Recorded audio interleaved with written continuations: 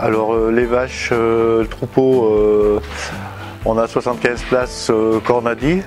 On se retrouve avec entre 75 et 80 vaches de moyenne. Et à peu près autant de génisses, tout âge confondu.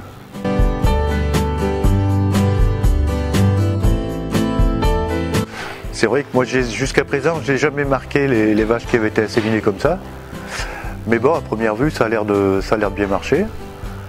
Et parce qu'en principe, avant d'inséminer comme ça, de cette façon-là, il fait une échographie. Donc il est quand même sûr du résultat, quoi.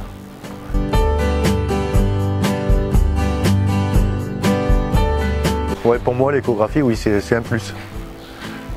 Et surtout les échographies, bon, échographie sur les vaches inséminées, disons que ça aide bien, parce qu'après, une fois qu'on sait que la vache est pleine, on n'a plus besoin de la surveiller, quoi. Et logiquement, bon, ça arrive quelquefois que la vache peut couler, ou ça arrive malheureusement.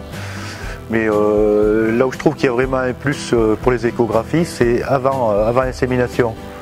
Parce qu'on arrive à gagner du temps, justement.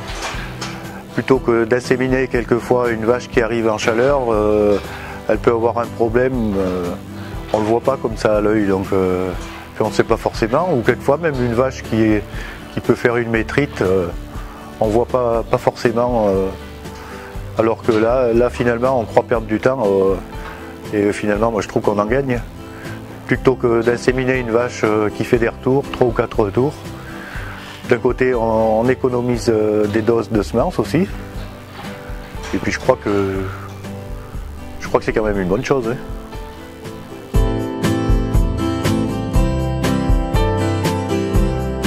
Donc oui, à l'avenir, on risque de faire plus de semences sexées, du fait avec l'IA profonde, puisqu'on est quand même un peu plus sûr de la réussite.